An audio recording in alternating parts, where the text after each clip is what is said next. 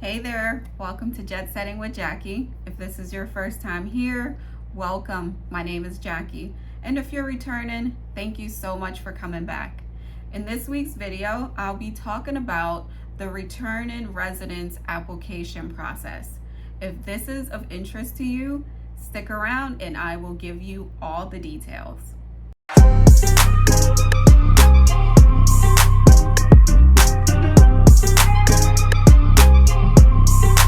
So after thinking about all the reasons why you want to return to Jamaica, you finally decided to make that move. Now, the next step is how to apply for your return in residency. Now, just to give you guys a brief overview, to apply for a return in residence means that you are reaching out to Jamaica's Customs Department and you're asking them to give you an allowance to return back home to live and bring all of your items that you currently have with you, or buying some new items and bringing them down here with you. You're asking them to let you do that without having to pay as much taxes to import the items. So let's just talk about who qualifies as a return-in resident. To qualify as a return-in resident, you have to be a Jamaican national who has lived overseas for the last 3 consecutive years. You will also have to be coming back to Jamaica to live permanently to benefit from this.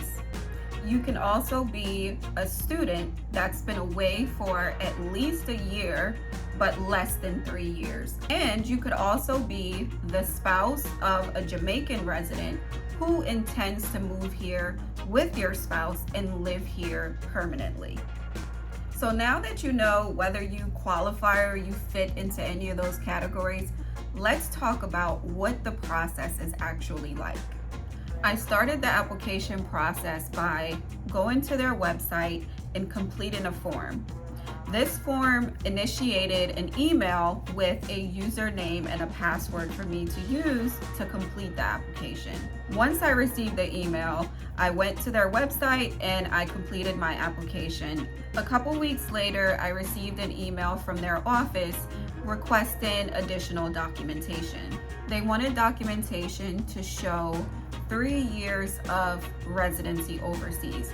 They requested either 3 years worth of tax returns or a notarized letter from my employer stating that I was working there for the past few years, or I could provide a notarized letter stating my residency over the past 3 years. I then received another email asking me to clarify a statement that I had made on the application that I would not be separating from my current employer. The reason being, I work remotely, so there wasn't really a need for me to give up my job since I'm able to work from anywhere. I responded by explaining exactly what I just stated, and I also sent a copy of my job offer letter that states that I can work remotely from anywhere. I received a response back stating that I needed a letter from my job stating that. At that point, it was unclear to me exactly what that letter needed to state, so I reached out to the person that had emailed me. Now, it was a Monday morning, and I must say the person that I spoke with was not the nicest person. All I wanted to know was, what does the letter need to say? That way I can reach out to whoever I needed to reach out to and ask them to send me a letter. We all know how things are in Jamaica where they'll ask for something and then you give it to them and then they tell you that that's not what they want something else. So instead of running around in a circle about it, I figured, why not just reach out to them, ask them what it is that this letter needs to state. That way I can explain it to my job. Needless to say, she was not very helpful in answering any of my questions that day, to the point where I even had to ask her if she was having a bad day, because it just did not make any sense why I'm reaching out for help because I need to understand what I need to give you, and I was getting so much pushback. So So that tainted that experience for me, which made me put that whole thing on hold for months. January rolled around and I figured I really need to get this done. At this point, I was really serious about finding a house and wanted to get the ball rolling again. So I reached out to my job and I asked them to just create a letter stating, I'm a remote employee, I'm able to work from anywhere in the world, whatever I could come up with, just so I could submit it and see what they said. On January 22nd, I received the letter from my job and I sent the email back to the lady that I spoke with at the office. I did not get a response. On February 3rd, after not receiving a response from my January 22nd email, I reached out to the person that was CC'd on the email that I originally received. And I sent the email to her to find out what step in the process is my application in. Unfortunately, I did not receive a response from this person either. On April 7th, I decided to call the office and specifically ask for the person that was CC'd on the email, who I'd also reached out to specifically on February 3rd. And fortunately, I was able to reach this person and I spoke with her, explained my situation, how I started my application back in September, and this is where I am now. She notified me at that point about the 6-month rule.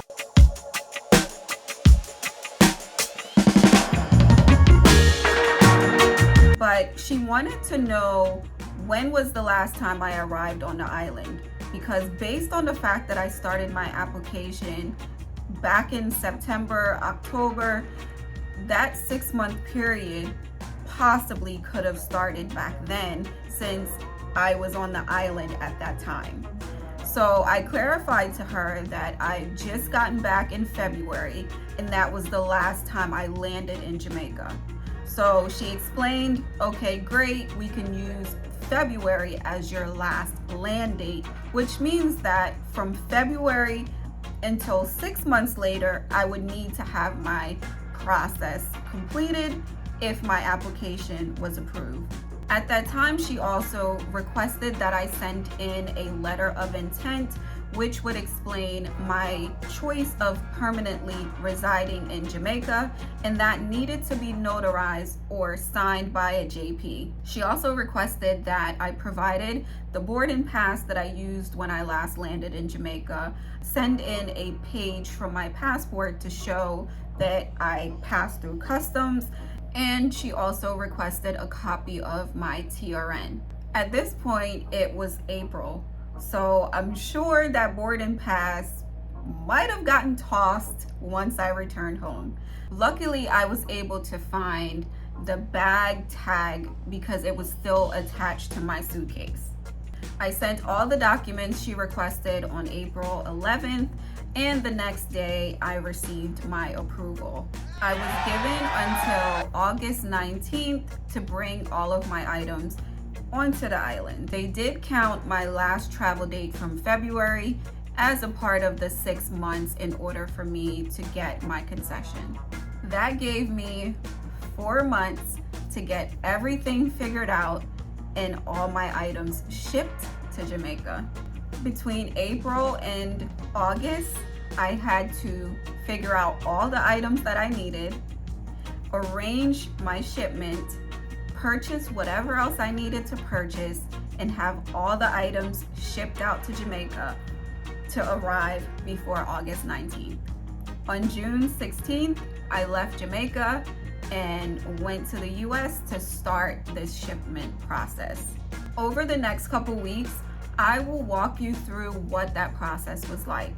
In next week's video, I will talk about what the process was that I had to go through in the US in order to have my items shipped to Jamaica. In the following week, I will discuss what it was like to receive my items here in Jamaica and deal with all of the customs and payments that I needed to make. Now that you've heard all about what my experience was like, I'm going to give you some tips and some things to think about when you are about to start your application process. The first thing that I will say is don't start the process until you are ready to make that move, mainly because you only have that 6-month window to get the process completed. So you don't want to start the process too early and then you get your approval and then you don't have enough time to get your items into the country. There are a couple different ways that you can really go about your application process. You can complete the application online, which is exactly what I did, or you can also actually go into a Jamaican consulate in the US or whatever country you live in and start the application process there. This is a big one. You want to make sure that you have your proper documentation. As I noted in my experience, I did kind of have to do a little bit of running around when it came to sending in documents. So I'm going to go over some of the documents that you will need to provide in order to get your application completed. One of the things you'll need to provide is your passport. You'll need to provide confirmation of your 3 years of residency overseas. Now, there's several documentation that you can use to fulfill this requirement. You can produce pay stubs for the last 3 quarters for the last 3 years consecutively. You can also provide a notarized letter from the Jamaican consulate showing that you have been overseas for the last 3 years.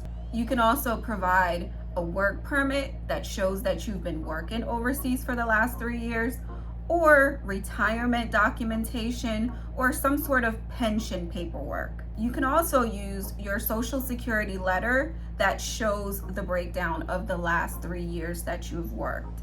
You can also use a letter from your employer that states the period of time that you have worked with them. You will also need to provide a letter of intent stating that you intend to permanently reside in Jamaica. That letter will need to be notarized or signed by a justice of the peace. You can also provide a rental agreement or a lease agreement that shows that you are committed to staying in Jamaica. You can also use utility bills. It can be a JPS, a Flow, Digicel, or an NWC bill. If you do have other documentation that will show your intent for being here, that would also be sufficient. Of course, you'd have to reach out to them and see if that would work, but one that I'm thinking of is probably maybe a letter that shows that you are purchasing a property or some sort of sales agreement, something along those lines that shows that you're trying to plant roots back here in Jamaica. These requirements are for anyone that is returning to Jamaica outside of a student. These do not apply to people who are returning involuntarily. For instance, someone that's being deported will not have to produce these documentation. For a student, you'll just need to provide your passport, a transcript or certificate from the university or the institution that you attended. Or you can produce a letter from the institution stating the duration of the course that you took or the time you actually spent at the university. Once you have provided all of the documentation that was requested from you, I would advise that you do follow up with the office if you are not receiving any responses. Just like my situation where I was sending in the letter that was requested, but a month would go by and I would not hear anything. So I took it up on myself to reach out to someone in the office and have a discussion with them about my process. So I would say if you're not getting a response, feel free to actually reach out to the office. Some of the things that you will be able to bring onto the island as a returning resident are mainly household items. You can bring anything that you would have at your home currently and you would need to use in Jamaica. They also allow you to bring in what they consider as tools of the trade. So whatever it is that you would need to use while completing whatever job or career you're in, you're allowed to bring that in as well. One of the questions that I hear sometimes is, are you allowed to bring plants and pets onto the island? And surprisingly, you can. If you have a pet that you are attached to, that is a part of your family, you can bring that pet to Jamaica. My mom has a dog that she swears is our sibling, but she'll be allowed to bring that dog onto the island. For pets and plants, you just have to get an import license from the Ministry of Agriculture. You complete an application with them in order to get your import license. You're also allowed to import a vehicle onto the island.